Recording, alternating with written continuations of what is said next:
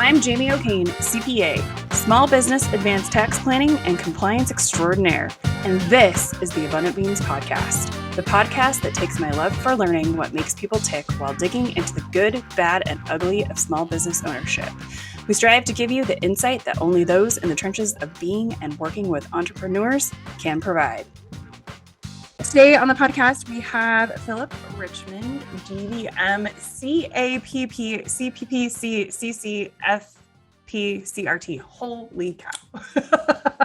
ABCD. Yeah, that's EFG. A lot of letters, my friend. Yeah. It's a lot. It's a bit extra, like myself. I know. I appreciate it. I am not going to read all the things you do because it's literally, guys, it's like a lot of paragraphs. It's a word salad. So, Dr. Richmond is a published writer, veterinary workplace wellbeing consultant, speaker, and frequent veterinary podcast guest. Thanks for coming and hanging out with us. He held certifications in the fields of applied positive psychology consulting, resilience training, workplace wellbeing, and team culture. Welcome. Thank you for having me. Podcast. Your business is where I can't find it. Flourishing Phoenix. Flourishing Phoenix is one of the many. My day job is still medical director at a small animal hospital. Yes, and then you're on a bunch of committees and things, and I am. I appreciate you because I'm the same person. I was like, oh my God, if I listed all the things that I do in the masterminds So welcome. I'm so excited to have you finally. So we're going to kind of start at the beginning and then kind of talk about, we already kind of started talking about stuff and we did. We'll let Steven do his magic and splice, whatever. He'll figure it out. So first question first though, what was your first job?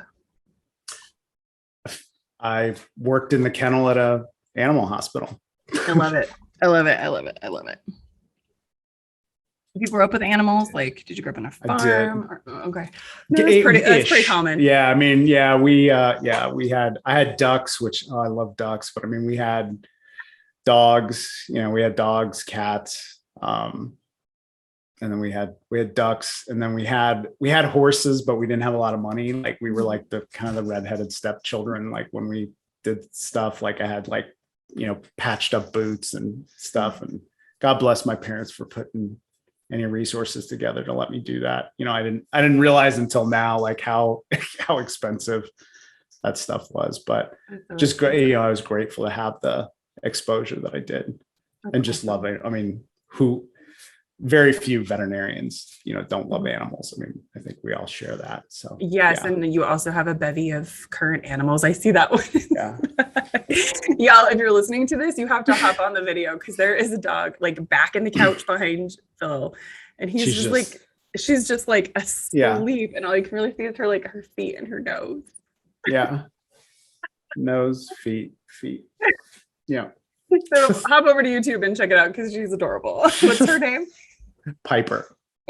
I know we were talking. I kind of saw something move, and I was like, "Oh, back there." I mean, there's an Australian Shepherd over there. You guys have all over turtles and. Yeah, we have turtles, tortoise. We just got a what is it? Bearded dragon. We got 2 snakes.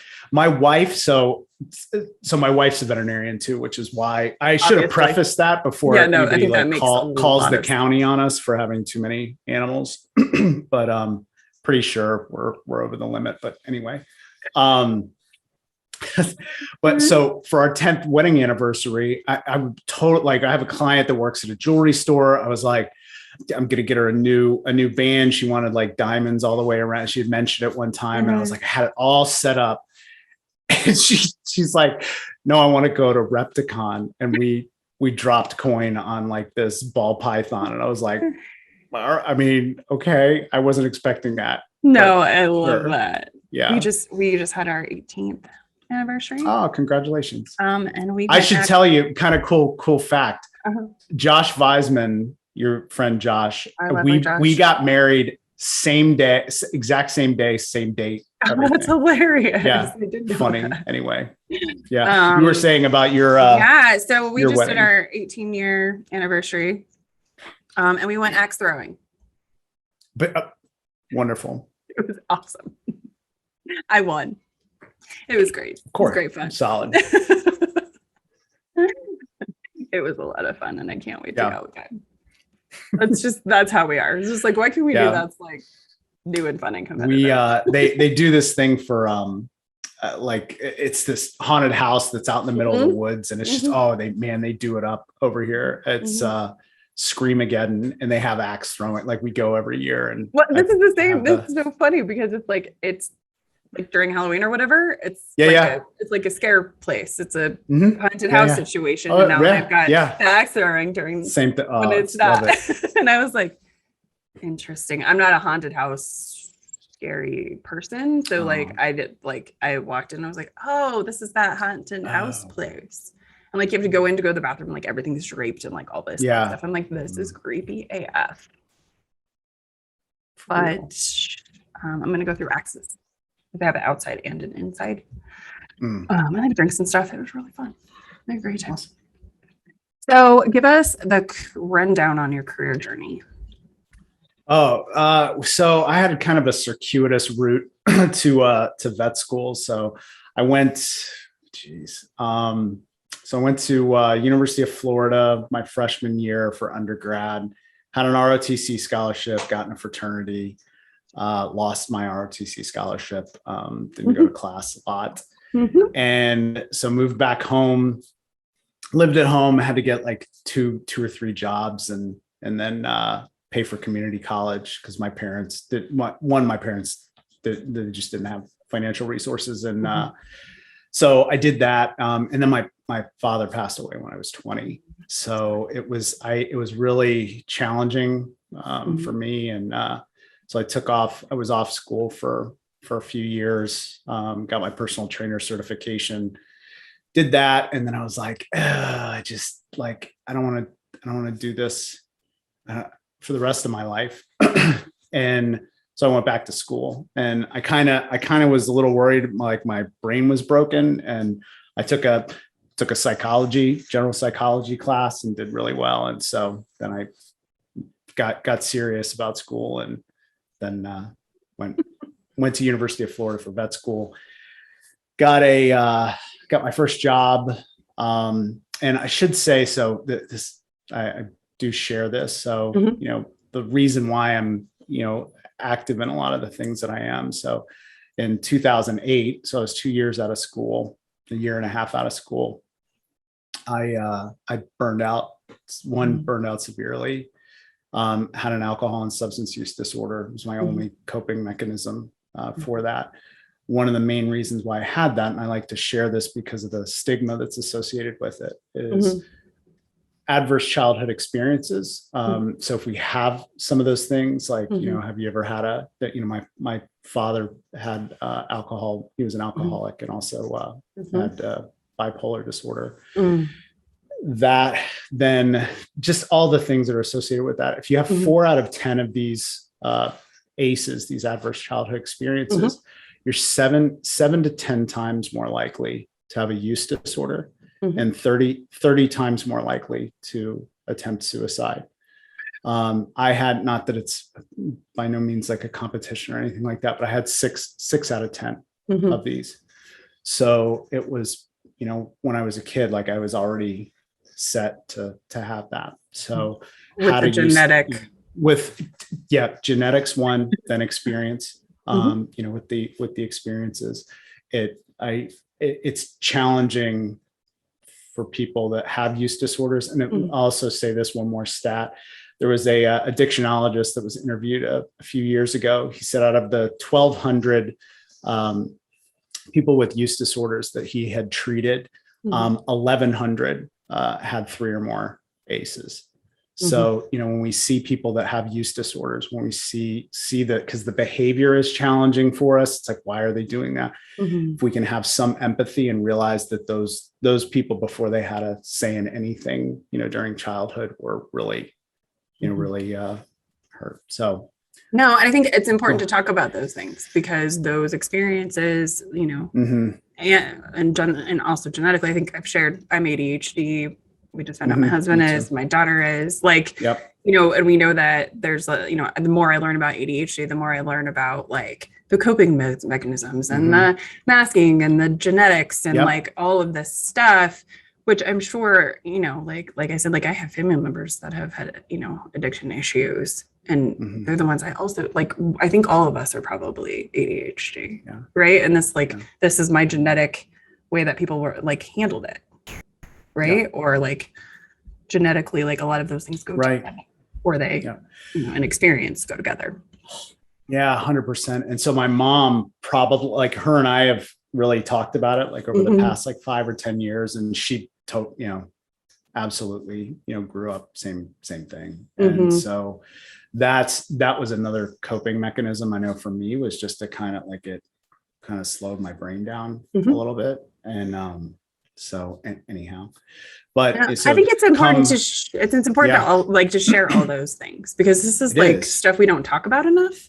It But isn't. also, like, Yeah. if anything, I think one of the biggest impacts, like, from the pandemic, is a lot of people have sought out therapy. I know Yeah. I did. I've never, I've never really been to therapy before. I didn't really think I needed it. Like, I've always believed in therapy, but it just wasn't something that, like, I thought I needed. Like, I was coping in other ways, right? I was exercising, I was doing all those other things, but just got to the point where those things weren't helping. Yeah. Right. Yeah. And I think that's where it's just like, it's important to talk about these things and destigmatize these things, because like everybody should be in therapy. Yeah. Right. We should all have, like, I was telling my husband, we should all have this neutral third party that we can talk to about stuff. Yeah. That's going to tell us, is going to reframe things for us and guide us through that. Yeah, absolutely. 100%. Yep. And so for me, just kind of closing my eyes and just kind of resetting where I was. You're giving me the career journey. Yeah. Yeah. Is 2008. I am really like, I'm in trouble. Like I'm just barely hanging on. And I'm not saying that over the top. Like, I had a Ruger 9mm next to my bed. And, if A, B, or C happened, I had a plan in place. And I was just really, really struggling. Thank God my colleagues at work, one of my colleagues, one of the veterinarians I worked with was the president of the Florida Board of Veterinary Medicine. And she knew where to get me help. And so that's oftentimes what happens, is we see colleagues or we see friends going down that, and then we think if we try to get them help, we're going to hurt them, or they're going to it's going to affect their career, anything like that. And these are, it's a brain disease, it's a mental illness. And so all we're doing is getting that person the help that they need. So anyhow, I go into a treatment facility. So I was in inpatient treatment for 3 months, and really learned how to, like, it gave me the tools to really learn how to live life again. And also I was in 12, and still am in 12-step recovery, long-term recovery. So learned a lot of these tools in 12-step recovery, kind of how to sidestep, my thinking, trying to be of service to other people, learn, more gratitude and kind of a realistic optimism, if you will, just reframing things. And it really helped me learn how to love veterinary medicine again. Fast forward to about 3 or 4 years ago, I had the opportunity to be the chair, or start the FVMA, the Florida Veterinary Medical Association Professional Wellbeing Committee. And I was like, oh, I'm just I'm a drunk that got sober and learned a lot of tools. Yeah, I figured some stuff out for myself. Yeah. And I was like, I can't really share specifically these things. And so I ended up finding out about resilience, or I got my compassion fatigue certification. At the end of compassion fatigue certification, it talked about the treatment for that as resilience training. And I learned about resilience training, and I was like, oh, this is exactly what I learned in 12-step recovery. It's just more specifically evidence-based stuff. So I got very deep into applied positive psychology, resilience training. And that's where my lived experience really matched up, the stuff that I knew that worked because I had seen it work with so many other people in recovery, then learned, why it worked. And so just became very passionate about trying to hand those learned skills off to our colleagues. I love it. I think I got there. I think you did. Yeah. And you answered my next question, which is, what was the catalyst for starting Flourishing Phoenix? Yeah. And that was sort of it. It was I will say, like, my vision or my what I'm doing this is I really just want to be able to get this message out. And it just ended up, some of the opportunities that were there, I just needed to kind of form something. So I did, but it's just really trying to get this information to as many, veterinary professionals as possible. And then being in a position to implement that, on a state level in Florida, helping with, some of the movements to do that at the university level, and just trying to get together with all the other veterinary professionals and mental health professionals, just trying to lift up the profession. I love it. I love it so much. I'm highly involved on my end over here on the accounting side. Awesome. Yeah. Let's build better businesses. Let's not do this. Let's build businesses that aren't trying to kill us. Right. It's always interesting to me that professionals are really good at building businesses that will drown them. Because we're just really good at what we do. And the models that we have, or the models that we've worked in, don't work anymore and aren't sustainable. And, we can't just be cool with dying at our desk like our predecessors did. Yeah. That's not going to happen. And what's wonderful is I think our generation, like that Gen X, like we're the transition where we still have some of that work ethic, but then still set, there's got to be a better way to do this. And then the generation after us are very open to, that's where I see the hope is these conversations that were a little uncomfortable for us to have are, totally open with the new generation of veterinarians coming up. And that's where the key is going to be, is that there's a way to bring those two things together, I think, and just, find a better way. Yeah. Well, and things have to change in both industries. Otherwise there won't be anybody to bring up. Yeah. Right. Yeah. It's just unsustainable. So, yeah. So, I always just like this question. What are the biggest challenges that the veterinary industry is facing today?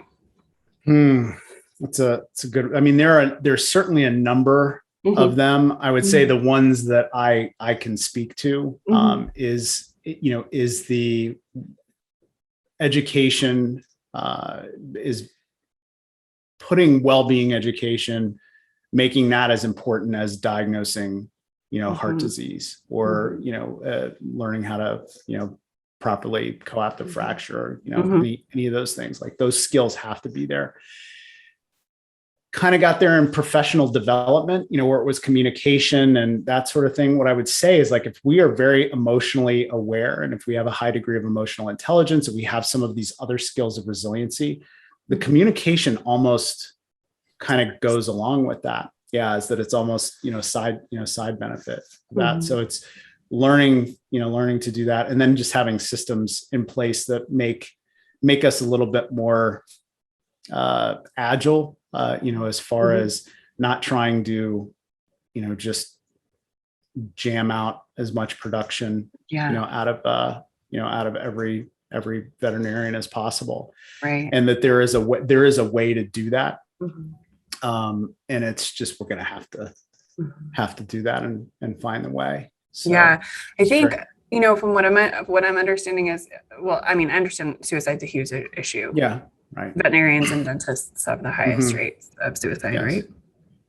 On this end, accountants just die at their desks. Yeah. We don't generally like, kill ourselves. We just, drop it. Yeah. And burnout.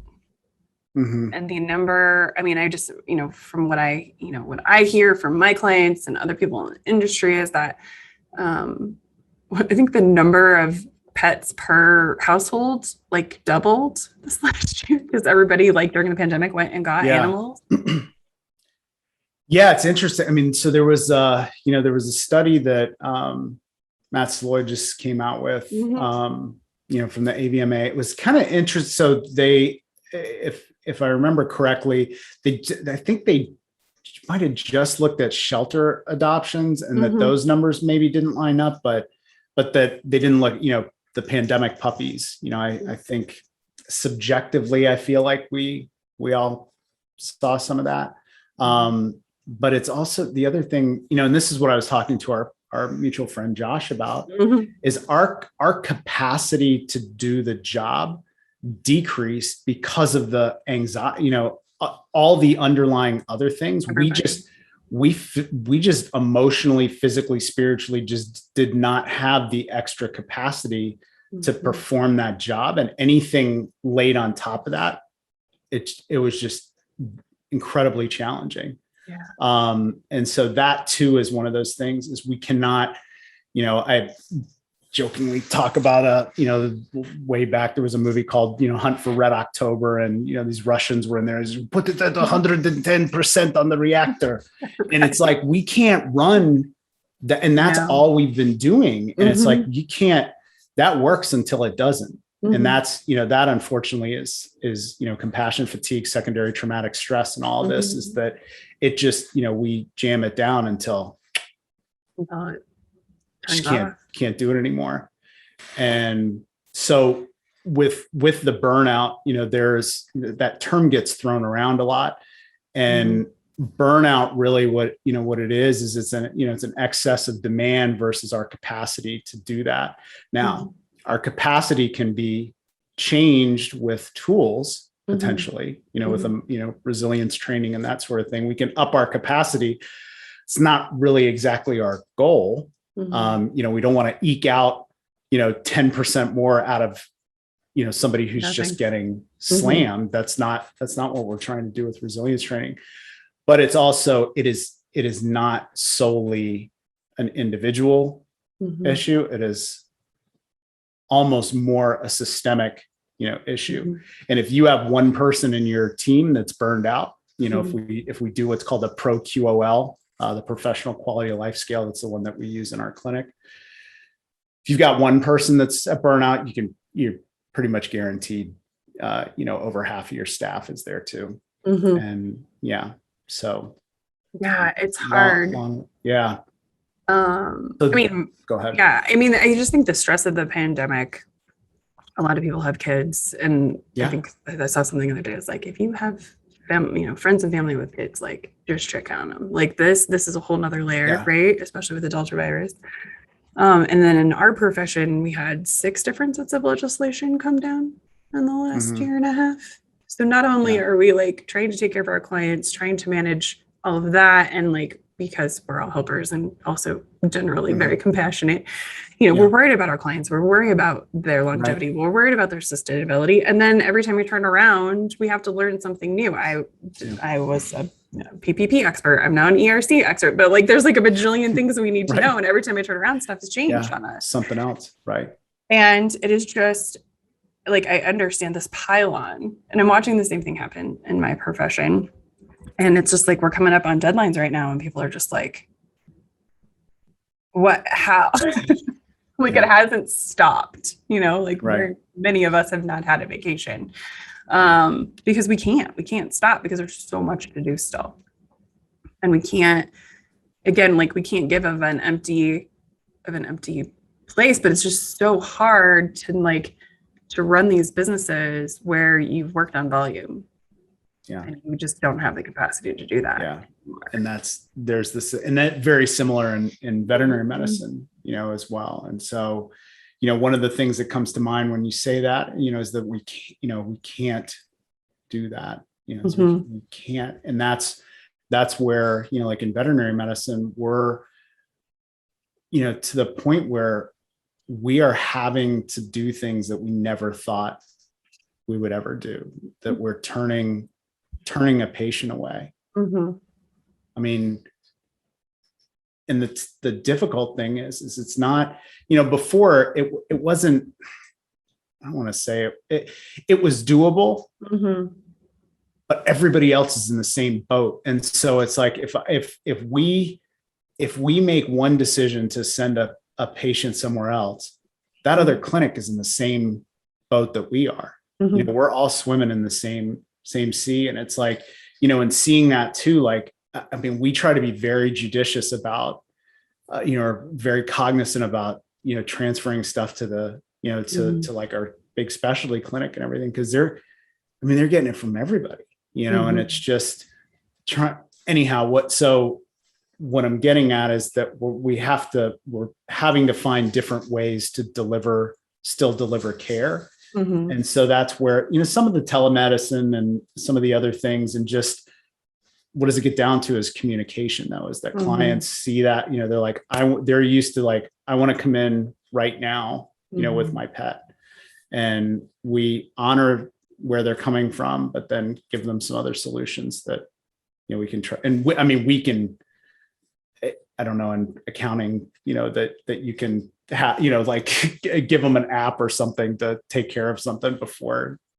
Oh yeah, absolutely.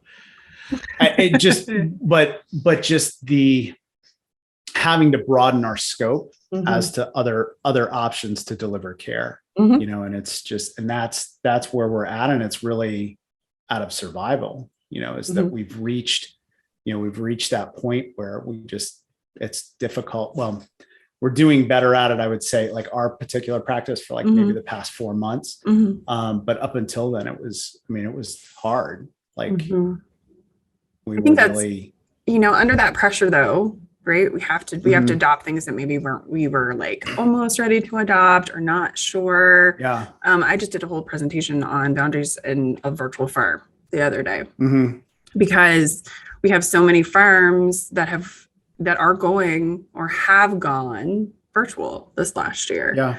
Out of necessity, or because, mostly out of necessity, or maybe they were almost ready to do that or whatever. But I always feel like virtual has less boundaries sometimes.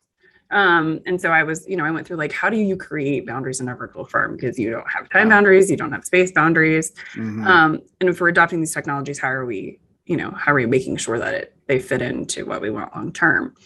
And I was actually thinking about this because in veterinary, like we do have telemedicine, it just hasn't been adopted yet. I said at the beginning of the pandemic, I looked at my husband and I'm like, I'm watching all these farms, kind of mid-level adopt stuff that I early adopted, right? But it's the same for veterinary because you've hit capacity. But I also think it creates opportunity, right? There's plenty of people who need to be home, but there's probably plenty of DVMs who need to be home with their kids who can do some telemedicine during the day, right? So there's now all these options of care or ways to create capacity that really aren't on the practice, right? You could say, hey, check out this telemedicine option, and then, we'll get you in, maybe you can do your initial appointment there, and then, we'll know what to do on the back end. So everything's way more efficient for everybody. Right. And it's one of those things. So not to get into, because there are certainly arguments on either side about, how extensive, I guess, to implement telemedicine, but most of us we've all been doing it. We weren't calling it that, but we were so-and-so has diarrhea, like, and it's like, we vomit, tech would triage it on the phone, have them pick up, this probiotic, chicken and rice for, a couple of days. If we worsen, then make an appointment. That's that's still technically, telemedicine. We're just, we're able to do some of those things where we're triaging. And now what we've done is tried to get out of the 1990s and actually, utilize technology a little bit more. So we personally, not to pitch it one way or another, but I do love Pet Desk. That's been a pretty big game changer for us to take, we told our staff any changes that we were going to make during the pandemic were solely to take work away from them. Like so anything we were going to implement was to make their lives better. Cause we had gone curbside, which was challenging enough, but it's like, we made this, agreement with the staff that anything that we do is going to be is the sole main reason for us doing that is to make life easier for you. And long term, right? So we're talking. Oh yeah. I mean, now right. In the pandemic, that created capacity that you're going to need long term. Yeah. And I think there was just so much opportunity in that time. Like, there's a lot of challenges, but I also, like, all the clients I talk to, I'm like, but what are the opportunities? Like, what are the things that maybe you've been thinking about doing, what you haven't done yet, that really makes sense right now and for the future? Yeah. I always talk about, like, we have a client that's a coffee shop, right? And so they couldn't do in person, like they had to shut down their dining room. It was a whole thing. They got online ordering. Yep. Like, the first thing he did was like, I have to figure out this online ordering thing, right? Figured out online ordering. They're killing it right now. Their revenues went through the roof. Like, now they're going to do, they think they can do a coffee truck now. Like, they have some more opportunities right now because they took an opportunity. Like, I always say, like, our favorite Mexican restaurant, you still have to call. Yeah. And I'm like, that is a strategic decision that I don't understand, but it works for them for some reason. Because they didn't adopt online ordering at some point during this whole thing. Yeah. I was like, there's a reason you guys haven't done this. And I don't know what it is. I'm trying to figure out why they haven't. But they built a food truck. Yeah. Right. That's one way. Change is, and that's just, change is scary. Like, and inevitable. And what's the worst line you can ever hear is, well, that's the way we've always done it. Oh my God. I'm always just like, and your point is what? Right. We used to use leeches too. Right. So, yeah. We used to, do tax forms by hand. Right. Yeah. Right. So, but that's so what I would also say too, is that's where a lot of the positive psychology and the resilience training has come in, is because not only are we at capacity, our clients are at capacity, and they come in, pet is sick, and it is potentially the last stressor that they can handle. And so there's a difference between accepting really nasty, demeaning behavior from a client and somebody who initially is angry. And it's like, if they're angry, if we can learn to just like bob and weave, like give them that first one and say, and then go, I understand this is challenging. Like this is, and giving them a chance, like empathizing with them. I would say, to put a number on it, probably 90% of our clients, when we've empowered our technicians and we've put a lot of time into training with that, they see that as a win when they can turn a client around, that's upset like that. And again, client, what did we say when we're at our best? What is the best thing? Client relationships.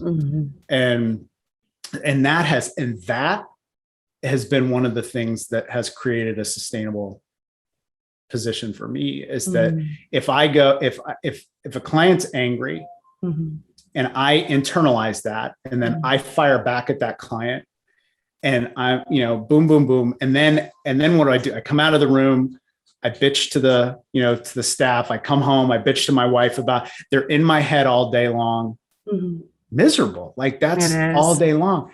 Versus if I sidestep that first one, turn around and I have the opposite experience, that I'm of service to that client and they are great. Like they've had a chance to kind of turn down and like improve. Like it's fantastic.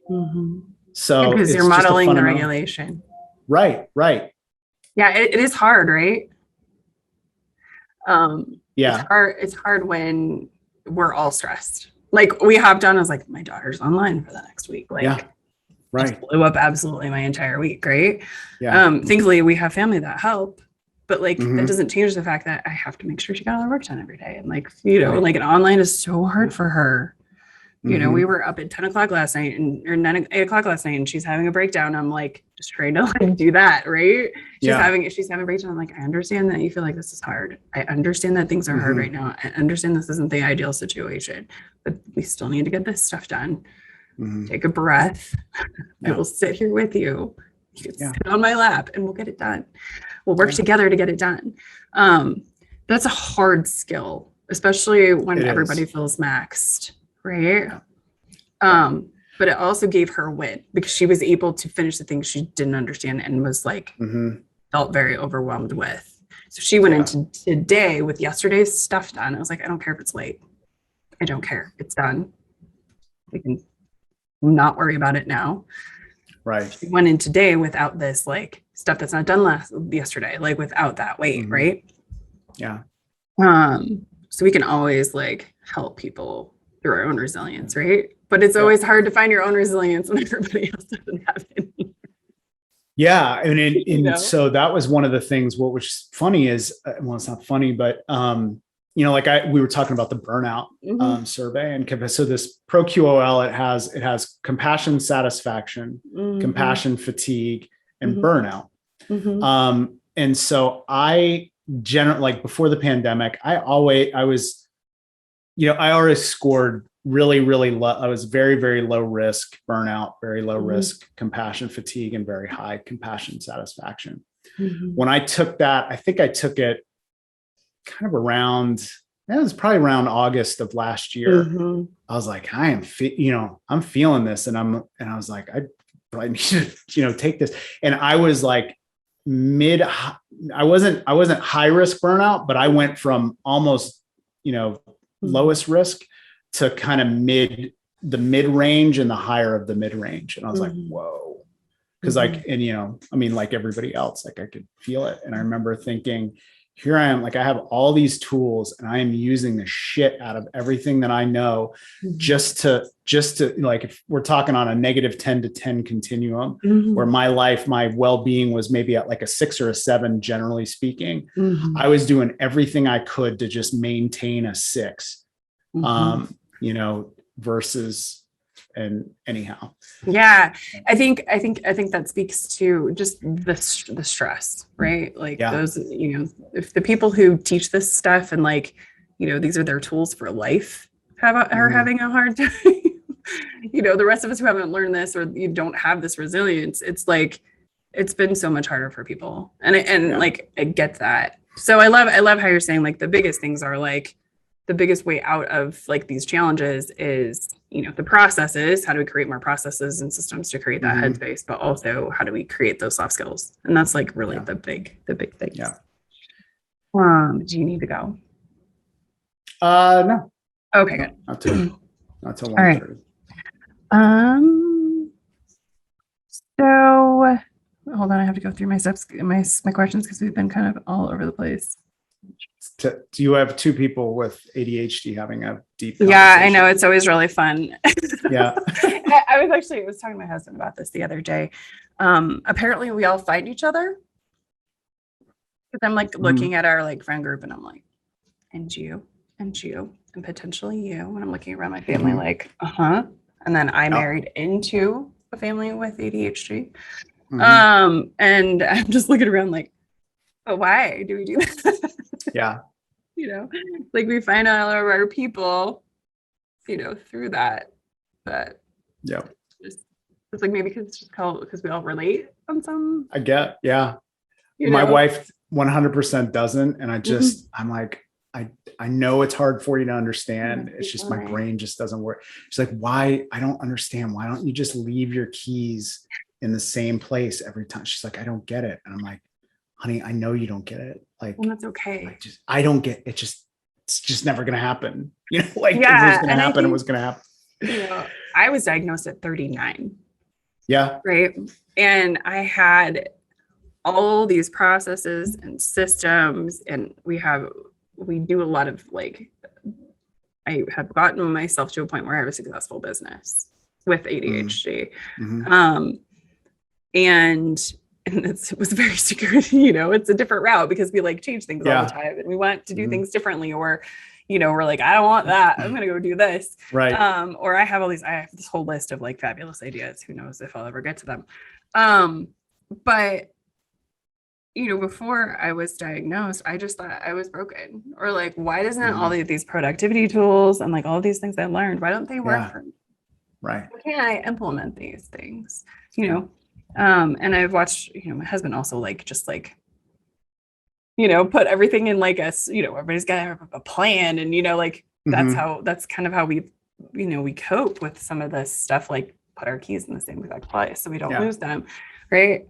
He's also that guy that's like, every once in a while, he's like, oh my God, it's my work key card. And I'm like, find it. Right. Right. But like, we just have all these mechanisms. Right. And so now I'm like teaching my kids these mechanisms because I'm like, kids, like, this is how our brains work. Yeah. So we have to work with it in a way that sets us up for success. But watch me try to get out the door right now, especially mid-pandemic when my wallet's someplace, my purse is in another place, keys are in one place, because I don't ever go anywhere. I don't have to have a system for that because I don't need to leave. Right. Right. And then I have to leave and I'm like, and then I don't have gas, and like all things that happened pre-pandemic, but they seem to happen more now because it's not something I ever have to deal with. Right. So I've created processes and systems, but we always have those things that we can never find. Right. Yep. And for me, it's usually my phone. Like, I'll just put it down somewhere random and my kids are like, here, mom. Especially when I was a birth doula and I needed my phone on me 24/7. My kids would bring me my phone all the time. Yeah. Here, mom, just in case people go into labor, you might need this. Right. Right. And if anybody's listening that has ADHD, like the gift that I impart is the tile, those the finders that changed. Like, my wife and I's relationship is fantastic. That was a really horrible point of contention, is like, I would go to leave for work and I was like, damn it, Carla, I can't find my keys. And she's like, oh, she's like, again, like, and it was just, and now I just, boop. I mean, I still lose them, but I have the finder on it and it reverse finds my phone. Yes. And I just, all my friends that have it, that's what I give them for birthdays. Like, it's awesome. Just our house, so great. Our house is totally wired with the smart thing situation. So we can turn things off and on. And like, if you lock the door, it turns off below the lights. Like, because I'm walking through the house every day, turn off lights and like doing the things and like, or the garage door is open and like, it'll get a warning. And like, we've created a system, created systems for ourselves, that remind us. My daughter's psychologist, we're just going to go down a rabbit hole, was like, you should get her this Livescribe pen that like, so she can take note while she's taking notes. It records what the teacher is saying. This thing is like $150. Yeah. I'm like, you recommend this for kids with ADHD. It's going to literally be gone in 2 days. Right. It's like, I get where you're going with that. No, and let me tell you how that's going to work. The idea, but I'm not going through 10 of them. Yeah. Right. Is there another option here? Yeah. And then I'm like, oh, there's all these little recorders. But like, again, it would be gone in like 2 days. Yep. Like, she would leave it somewhere. Yeah. And we would never. Oh, go ahead. We would never find it. Yeah. I'm just laughing. Oh, and then my wife telling me like, please do this, this, and this. And then I was just leave me a checklist, my love. Like, you leave me a checklist, I will. And I'm good. My kids have learned if they want me to do something, they need to write it down on a sticky note. Yeah. And I have pictures of my kid like managing me. Mom, you need to call these people, or like, you need to go here and order another one of these for me. Right. Or like whatever, like, it's like, you need a replacement, you have to put the warranty thing in, like, here's your sticky note. It's like on the thing that has your name on it. And I was like, thank you. Yeah. Because they've realized if they want me to do something or something needs to happen, they have to leave me a note. Yeah. Because as soon as you ask me, I'm going to forget, because my brain is full of all the things I need to be doing that are not your things. So going with positive psychology, I'll put this in, so there's a whole aspect that is it's not necessarily all positive psychology, but strengths-based leadership, strengths-based coaching, strengths-based. And so there are things that our brains do that, what neurodivergent, I guess is the term, like, so normal. And so I really lean into the stuff that allows that to flourish. And instead of like, oh, why do I do this? Go, oh, it's just, getting curious and like how, like you said, like, where are the opportunities? Where can I use that? And so, it's hard to have, let me just go down this whole rabbit hole, but it's hard to have normal expectations for people who are neurodivergent, right? So like, our brains don't work in the way that other people's, work. You can't giving us a linear checklist isn't always, that's actually something we might not do because we didn't create it. Right. I seem to hire also neurodivergent people, and I'm like, here's your checklist, because this is how I organize my brain. Right. And they're like, but that's kind of yours. Like, let's make my own. And I'm like, that's fine. I don't care, as long as stuff gets done. Right. Right. And being flexible in like how people's brains work. But also, like, for me, it's been like the recognizing of my superpowers. Right. And one of my superpowers is I'm constantly like interested in something, or I'm learning something new and I'm becoming an expert in it. Like, I just started knitting. This is one of my examples. I started knitting during the pandemic, and every single project was literally like a jump up in like, in mastery. And my friends were like, one of my friends who's been knitting forever, she's like, you're doing cables? You've been doing this for like 2 months. I'm like, leveling up is one of my ADHD superpowers. Yeah. Like, if it's something that's interesting to me, I'm just going to learn how to get better and better at it. Or I'm going to grab a project I've never done and like think I'm be able to do it and then figure it out. Yeah. Right. And that was the thing. Like, I would say to myself, well, maybe I don't, like, how did I get through vet school? Like, how did I do well in school? Like, I was like, how is that possible? And then of course, what you're talking about, like the hyper focus is that's there. And I was like, oh, like when I'm in it, cause I love veterinary. I mean, I love it. Like, I'm nerd out on it, and I could just read, watch videos and read and do this and really get into it. And same thing. I laugh. My wife, I'll go and I'm like, honey, I swear this is the last certification that I'm going to take. And she just laughs. And it's, cause I'm always like, I'm always taking, I'm always doing something like that. And so it is, that part of it is, is something that is beneficial to us, and we can sit down and and we're just not happy, like, just knowing what we know. Right. Yeah. Like, we want to learn, like, we'll find something that's interesting and we'll go down a rabbit hole. Like, we were talking about COVID-19 before this, and I'm like, that's how I deal with this stuff. Stuff that I don't understand or I need more understanding of, is I just start learning. And I love medical stuff, which is part of the reason I love working with veterinarians. I love medical stuff. I was a birth doula. Like, I grew up in human med. Like, I never took any medical stuff other than like understanding some birth so I could support people. But like, it's always been super interesting to me. I was diagnosing my brother when I was like 6. I was like, yeah, Mom, it's this thing. And she's like, how did you even know? And my mom worked in a doctor's office at the time. Right. And I was like, he's got this. And she's like, how did you know? I was like, oh, well, I was in the nurse's office and I was reading all the posters and he had the symptoms. And she's like, you were like 6. But it's just because I absorb this information because I find it interesting. Yeah. So my father had a massive heart attack when I was, how old was I? It was like 80. So I was like 7 or 8, I think.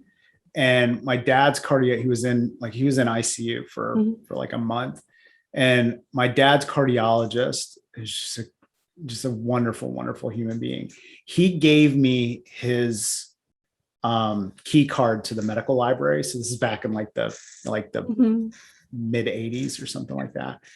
And I'm in the medical library with all these, maybe I was like 10 or 11, I can't remember, but I grabbed these 2 giant things on how to perform like heart transplant medicine. And I'm like reading all this stuff. And Anna was kind of cocky too. And I remember I go up to my dad's cardiologist and I was like, I think it's like, I think I could do a heart transplant now, but I might need the book. And he thought that was the funniest thing. He goes, don't worry. We all need. And now I'm in surgery and I'll have the book out. And I just laughed to myself. I'm like, we all need the book. We all need the book at some point. I love that he was just like, oh, this is interesting to you. I'll read about it. Yeah. Instead of oh, you're too young or whatever. And, I think that speaks to especially if you have gifted, and a lot of gifted kids are also neurodivergent, by the way, y'all, I'm learning this. Most of the gifted kids are neurodivergent. We're smart AF. Our brains just work differently, right? We're putting a lot of pressure on these kids to be gifted, which is they were like, yeah, your daughter's gifted. And I was like, I know she is, but also can we not put that word? It's just so much pressure, I feel like, but just letting us learn is the best thing you could do for your ADHD kids. If they find something they're interested in, I mean, this works for all kids too, but finding something they're interested in and just let us go down the rabbit hole. Yeah. Let us find them. Let us get to the end of it. Because at some point we'll get over it. Yeah. And we'll go on to something else. I always say I know enough about a lot of things to be dangerous.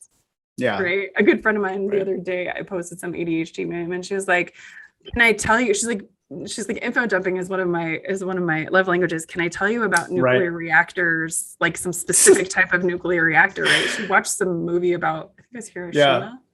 Chernobyl? And I was like, maybe it was Chernobyl. I don't know. I haven't gone down that rabbit hole yet. And I was like, I don't know enough about that subject to be dangerous yet. Yeah, that's it, right. I was thinking about myself watching that show at I got caught in it. And then I'm the same thing. All right. Sorry. Anyway. All right. Okay. Back on track. Enough. And we'll wrap it up. Okay. I'm sure this, hopefully. Oh, and now we have our second friend. Yeah. He's the model. He's genuinely the best dog that I've ever, I know everybody says that, but he's the best dog we've ever had. A golden retriever. Sorry, Piper. I love you, Piper, but you get in the garbage and you eat poop.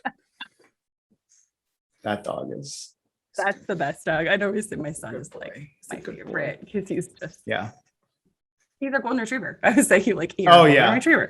That's right. You are the embodiment of a golden retriever. Right. All right. Phil, what is the easiest way to find you? So you can go to my website, which is flourishingphoenix.com. The logo is awesome. Thank you. Appreciate that. I love the logo. Or you can email me at drphil@flourishingphoenix.com.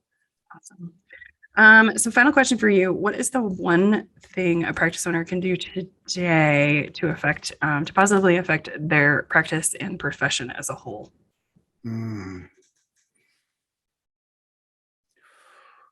Make well-being an intentional priority in the practice. Just find out how to do it. Set that intention that is the future of the profession. I love that. And that creates a ripple effect, not only within your practice, but within the profession as a whole. Because if you move towards that, then other people will move towards that. Yeah. And, and I think the other part is talk about it, right? Yeah. Right. Talk about it, talk about how it affects your practice. And, you did a lot of that today. This is what we've done and this is how it works. And this is how it's affected, our bottom line and, how people feel and our retention. And we don't have to go try to find, staff from nothing because our staff is staying. Right. Yeah. I love it. Thank you so much for your time today. Thank you. Thank you so much for listening or watching. Be sure to subscribe on YouTube, iTunes, or wherever you prefer to listen. If you learned something and found some useful information to apply to your business today, please consider giving us a thumbs up and a review. Until next week, be abundant.